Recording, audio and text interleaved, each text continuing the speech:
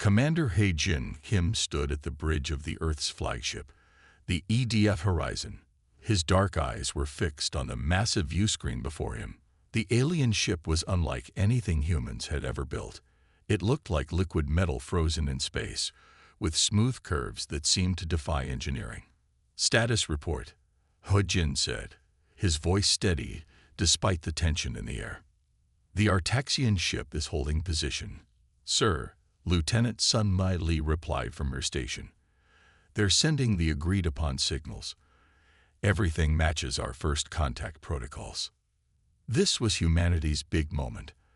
After years of searching the stars, they had finally found intelligent life. The Artaxians had appeared near Jupiter's orbit 3 months ago, and after careful communication, both sides had agreed to a face-to-face meeting. He-Jin straightened his blue uniform and checked his reflection in a nearby screen. Earth had chosen him to lead this mission because of his calm nature and diplomatic skills. He couldn't mess this up. "Sir, they're ready to receive us," Sun Mai announced. "Their docking bay is open." "Very well." He-Jin turned to his team. "Remember your training. We represent all of humanity today." The shuttle ride to the Artaxian ship was smooth. He-Jin sat with his small team. Dr. Yuna Kang, Earth's leading scientist, and Captain Ji-Won Park, their military advisor. They had practiced this moment hundreds of times, but nothing could prepare them for the real thing. The alien docking bay was enormous. Their shuttle looked tiny inside it. Strange machines moved around them, guided by unseen hands. The air smelled like metal and something sweet they couldn't name. When the Artaxians appeared, He-Jin had to stop himself from staring.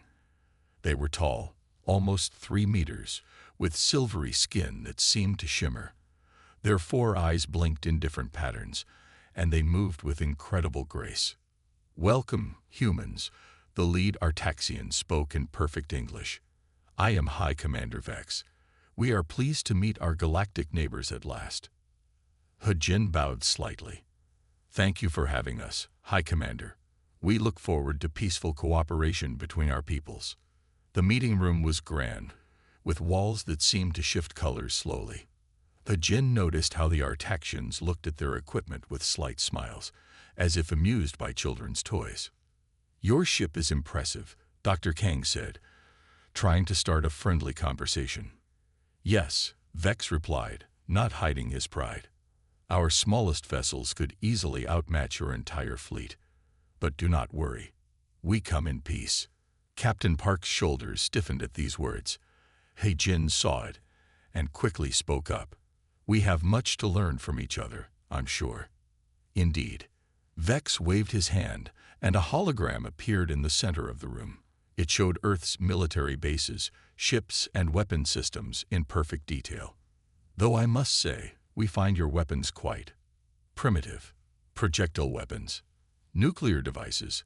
We moved past such basic tools ages ago." He-Jin kept his face neutral, but his mind was racing. How did they have such detailed information about Earth's defenses?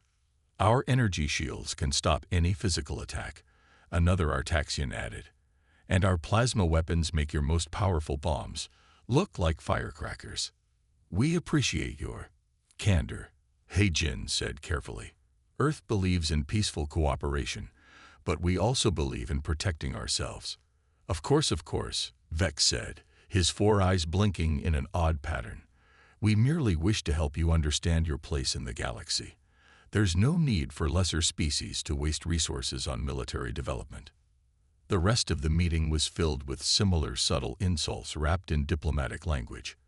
When they finally returned to their shuttle, Captain Park was fuming. "Did you see how they treated us?" he whispered. "Like we're stupid children." "Stay calm," He-Jin ordered quietly. "But note everything. Something isn't right here. They know too much about us, and they're too interested in our weapons." As their shuttle flew back to the horizon, He-Jin watched the alien ship through the window. Despite its beauty, he couldn't shake a feeling of dread. Humanity had finally met aliens, but instead of finding friends, he feared they had found something much worse. He just hoped Earth was ready for what might come next. Captain Jae-won Park sat in his dimly lit office at Earth Defense Headquarters, studying the data from the past month of Artaxian interactions. Something wasn't adding up, and it made his stomach turn.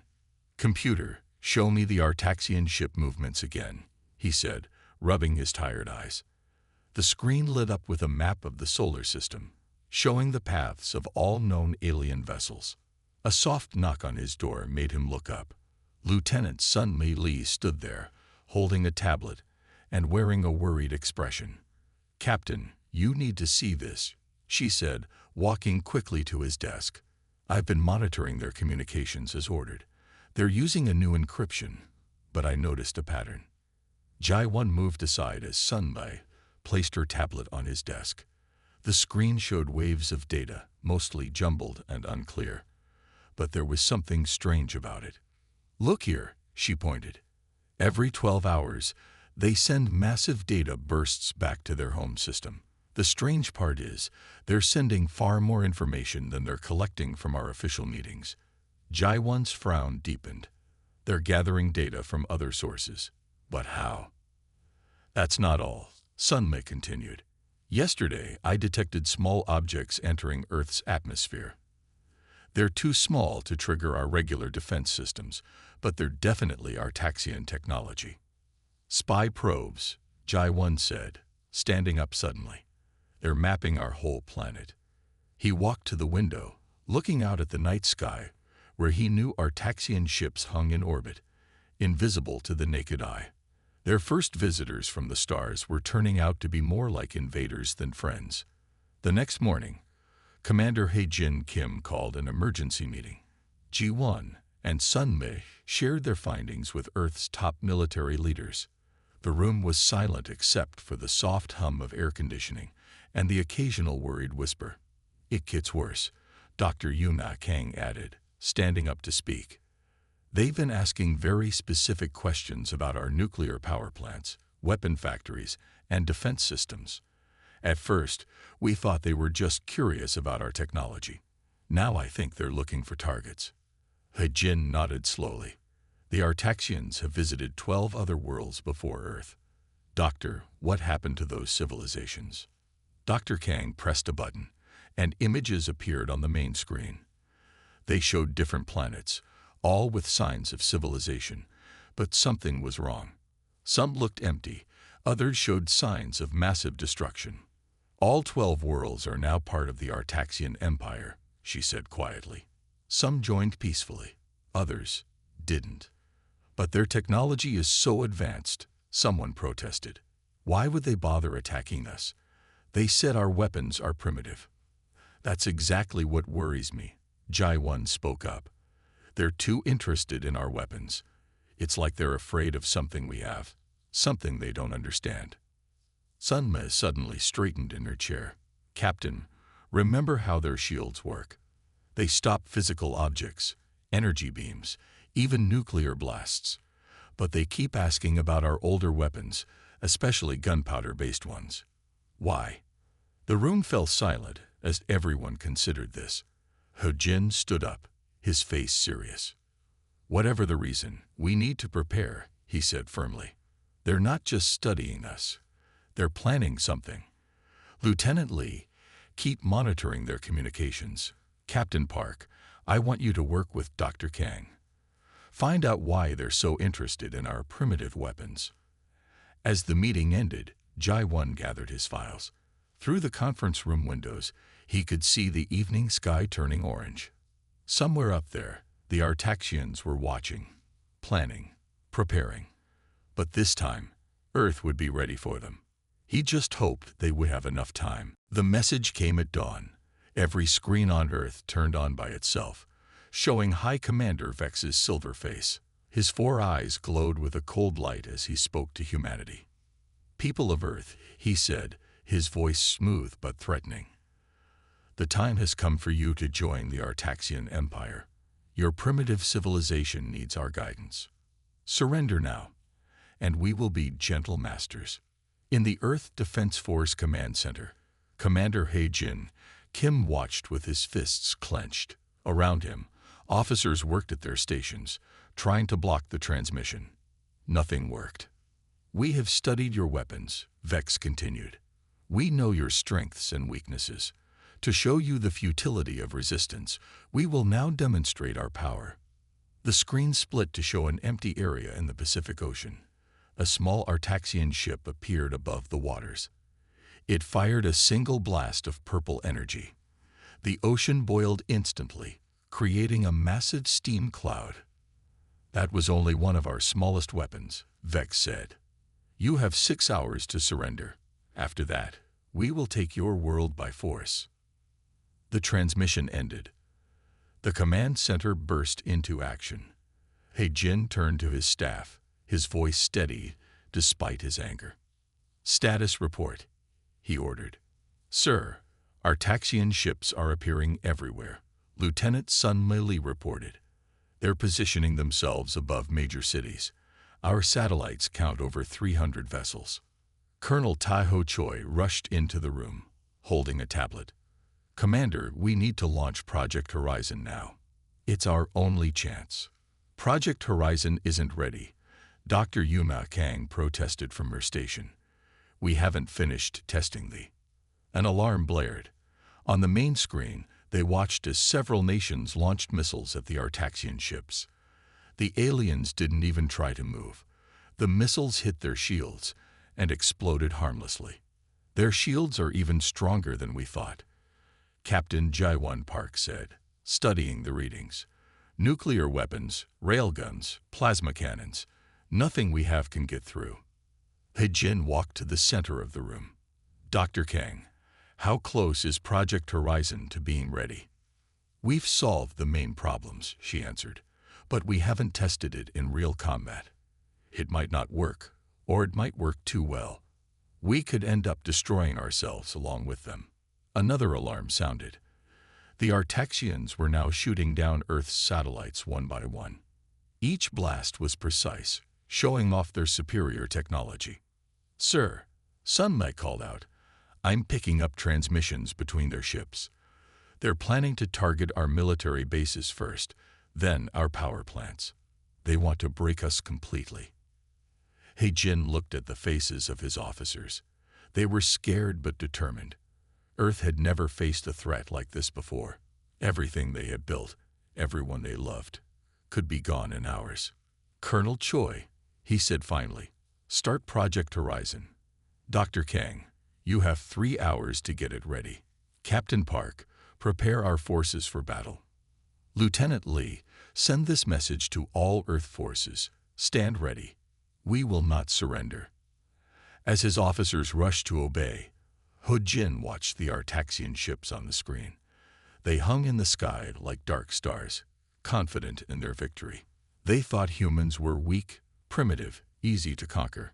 They were about to learn how wrong they were.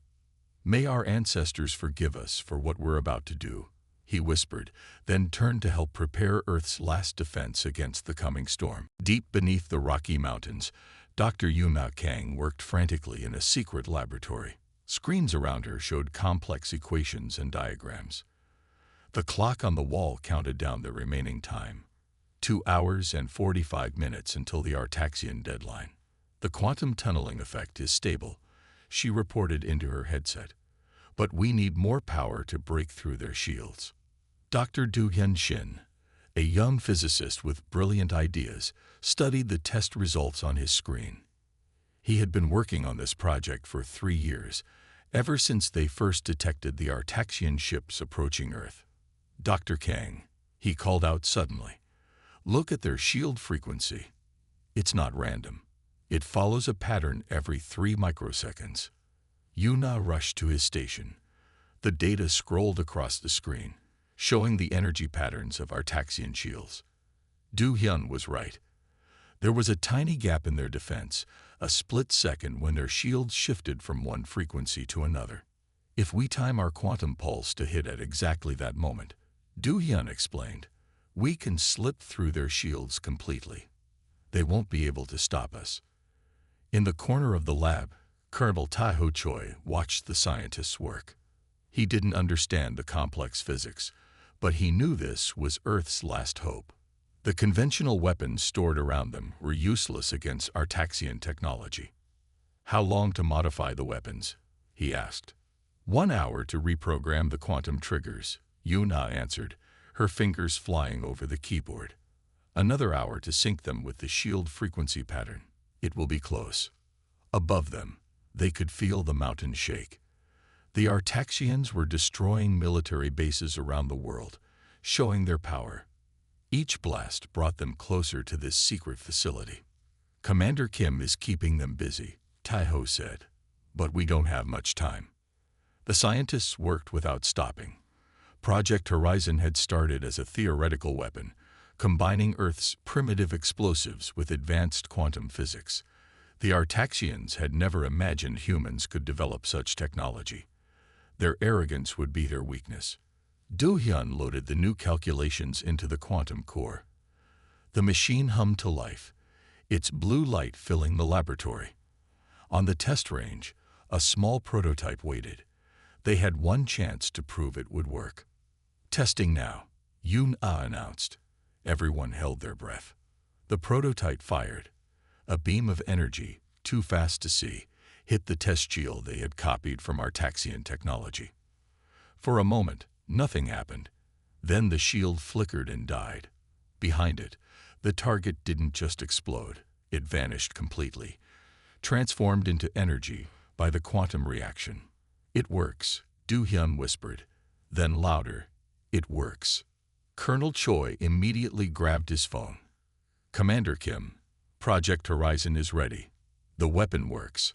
I repeat, the weapon works." In the background, they could hear cheering from the command center. But there was no time to celebrate. They had less than an hour to prepare dozens of quantum weapons for the coming battle. "Start loading the warheads," Taiho ordered. "Every missile, every bomb, everything we have. Dr. Kang, can you sync them all in time?"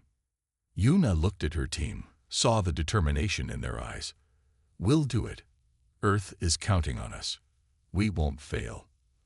As they rushed to prepare Earth's new weapons, Yuna allowed herself a small smile. The Artaxians thought humans were primitive and weak. They were about to learn that sometimes the simplest solutions were the most deadly. The 6-hour deadline was almost over.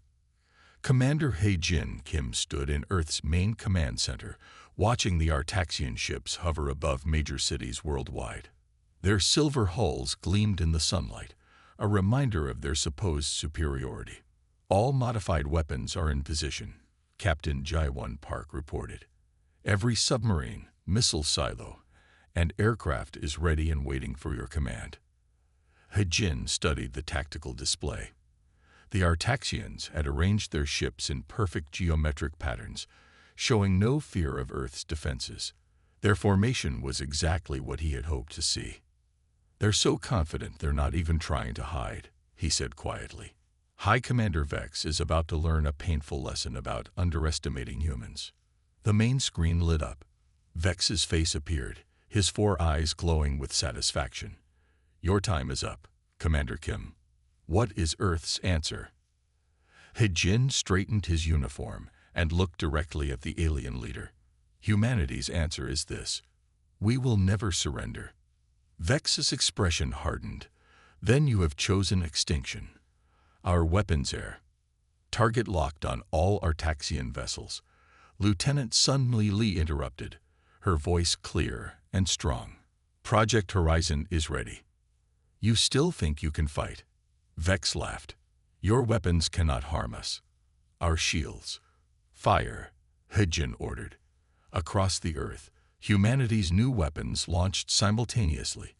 The quantum-modified missiles looked ordinary, which was exactly what they wanted the Artaxians to think. Vex's smile vanished as he saw the missiles approaching. "Let them waste their primitive weapons," he told his fleet. "Let them see how useless their resistance is." The Artaxian ships didn't even try to move. Their shields glowed as they prepared to absorb the attacks, just as they had done hundreds of times before. But this time was different. The first missile hit an Artaxian ship over New York. Instead of exploding harmlessly against the shield, it passed straight through. For a split second, The ship glowed bright blue. Then it simply disappeared, leaving empty sky behind. What? Vex's voice cracked with shock. Impossible. More missiles struck their targets. Ship after ship vanished, transformed into pure energy by the quantum weapons. The perfect Artaxian formation turned into chaos. How? Vex demanded. Your technology is primitive. You cannot. We studied your shields. Hejin explained calmly. We found their weakness. Your technology isn't perfect, High Commander. You were just too proud to see it. Around the world, Artaxian ships tried to retreat. But Earth's forces had planned for this. More quantum weapons waited in space, fired from hidden satellites. The aliens found themselves trapped between two layers of attacks. Sir, Sun Mai reported, 80% of the Artaxian fleet has been eliminated. The rest are trying to jump to faster than light speed, but our weapons disrupted their engines. Hejin watched as another wave of missiles launched. Send this message to all remaining Artaxian ships. Your shields cannot protect you. Your weapons cannot save you. Surrender now, or face the consequences of underestimating humanity. The command center erupted in cheers as more enemy ships vanished. After months of feeling helpless against alien technology, humans had proven they could fight back. And when? Project Horizon had worked better than anyone had hoped. Earth's primitive weapons, combined with human ingenuity, had achieved what the Artaxians thought impossible. High Commander Vex stood on his command ship, watching in horror as his mighty fleet disappeared one by one. The humans' weapons had done the impossible. They had broken through Artaxian shields as if they weren't even there. My lord, his second-in-command reported, we have lost contact with 2/3 of our fleet. The human weapons are targeting our engine cores directly. On the main screen, Vex watched another ship vanish in a flash of blue light. These were not the primitive explosions he had expected from Earth weapons. These attacks transformed matter itself into energy, leaving nothing behind. Back on Earth, Dr. Yuna Kang and Dr. Du-Hyun Shin monitored the quantum reaction data from their underground facility. Every successful hit provided new information about their weapons' effectiveness. The quantum tunneling effect is working perfectly, Du-Hyun said, studying the readings. Their shields can't adapt to our attack pattern. Yuna nodded, making quick adjustments to the targeting systems. The Artaxians never imagined we could develop this technology. They thought their shields were perfect. In the Earth Defense Force Command Center, Commander Hejin Kim coordinated the worldwide counterattack. Reports of success came in from every continent. Seoul reporting. Artaxian ships eliminated. London clear. No enemy vessels remaining. New York confirms 3 more targets destroyed. Lieutenant Sun Mai Lee monitored the Artaxian communications. Sir, they're panicking. Their commanders are asking for retreat orders, but their jump drives won't work near our quantum weapons. On his flagship, Vex tried desperately to regain control of the situation. Launch all fighters. Target their missile sites. They cannot have many of these new weapons. But he was wrong. Every Artaxian fighter that launched met the same fate as their larger ships. The quantum-modified weapons found their targets with deadly accuracy. My lord, his officer's voice shook, the humans are launching another wave of attacks. Our analysts say they have modified most of their nuclear arsenal with this new technology. Vex slammed his fist on the command console. How had this happened? How had these primitives developed a weapon that could bypass Artaxian shields completely? Commander Kim's voice came through on all channels. Attention Artaxian forces. Your fleet is destroyed. Your fighters cannot protect you. Surrender now. In the laboratory, Yuna and Du-Hyun watched the final phase of their plan unfold. The quantum weapons had exceeded their expectations, turning the Artaxians' greatest strength into their greatest weakness. The shield frequency gap we discovered, Du-Hyun explained to Colonel Taho Choi, was something they never thought to protect against. They were so convinced of their superiority that they never looked for their own weaknesses. Across Earth's skies, the remaining Artaxian ships tried to scatter. But Earth's forces had surrounded them completely. There was nowhere left to run. "Sir," Sun Mai reported to Commander Kim, "I'm picking up a transmission from High Commander Vex's ship. They're sending out a distress signal to their homeworld." He Jin allowed himself a small smile. "Let them call for help. When their reinforcements arrive, they'll find that humanity is not as primitive as they thought." The battle wasn't over, but the tide had turned. Humanity had proven that intelligence and innovation could overcome even the most advanced technology. The age of Artaxian superiority was coming to an end. General Minji Ryu stood on the bridge of Earth's newest warship, the EDF Vengeance. Built in secret during the months of preparation, it carried humanity's most powerful quantum weapons. Now was the time to use them. "All ships report ready," her communications officer announced. "The Artaxian fleet is in disarray. Their command structure has broken down." Minji nodded, her expression determined. "Begin Operation Typhoon. Target their remaining command ships first." Earth's counter-offensive moved with precision and power. The remaining Artaxian vessels, once proud and unstoppable, now fled in terror from human ships they had dismissed as primitive only hours ago. In the main command center, Lieutenant Sun Li intercepted desperate alien communications. "Their captains are begging for help," she reported to Commander He Jin Kim. "Some are even trying to surrender. Accept surrenders from any ship that powers down its weapons," He Jin ordered. "But destroy any that resist. We cannot show weakness now." The quantum weapons continued their deadly work. Each blast pierced the supposedly impenetrable Artaxian shields, turning their advanced warships into nothing but energy and light. High Commander Vex watched from his flagship as his forces crumbled. His 4 eyes had lost their proud glow, now showing only fear and disbelief. "How?" he whispered. "How did they do this to us?" The answer came from his own data systems.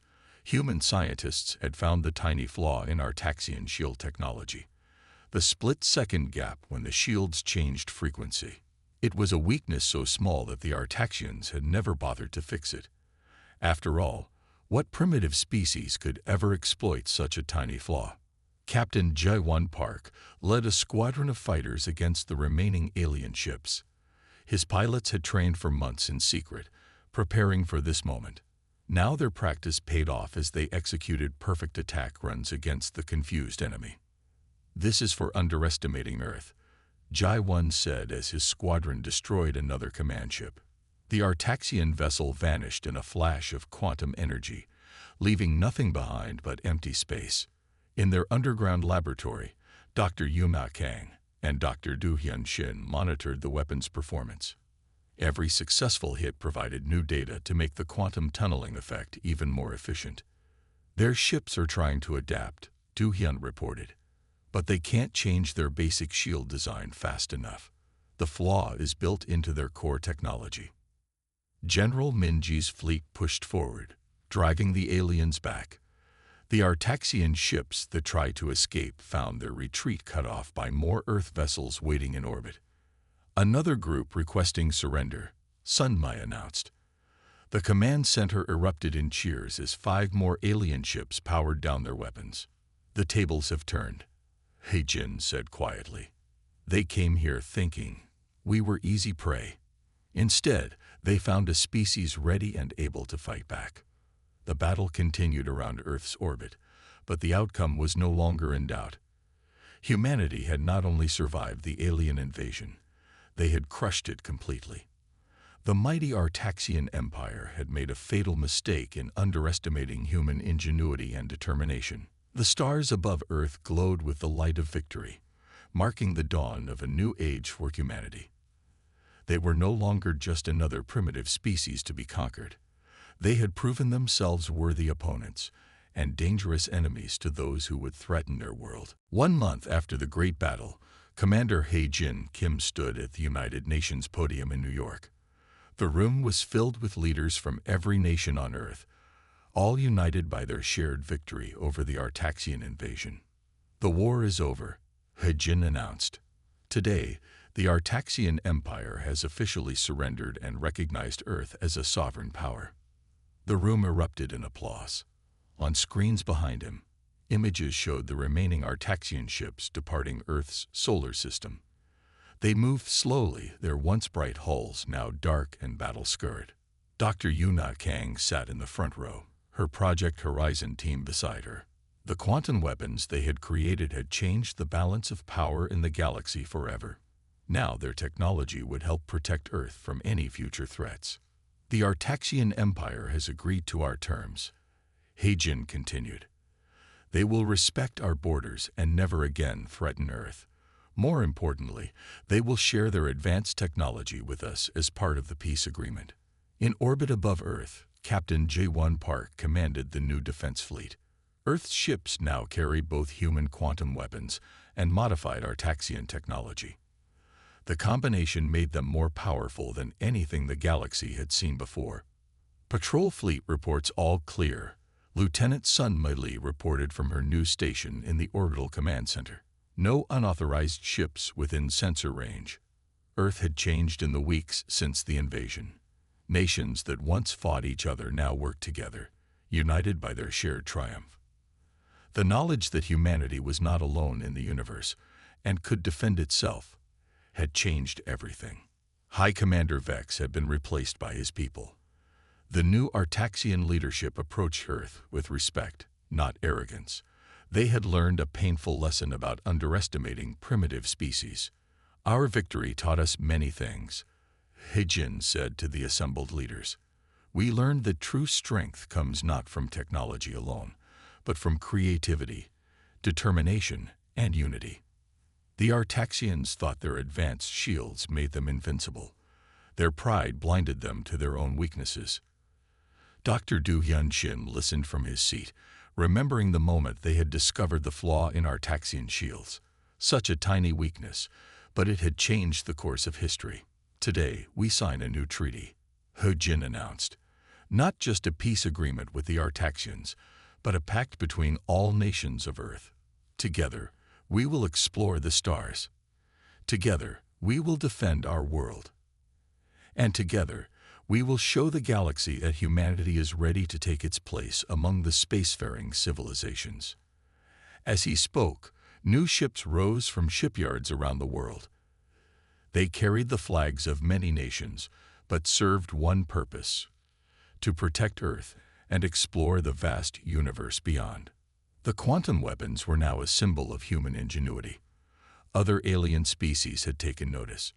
Messages arrived from distant civilizations, seeking friendship and trade with the humans who had defeated the mighty Artaxian Empire.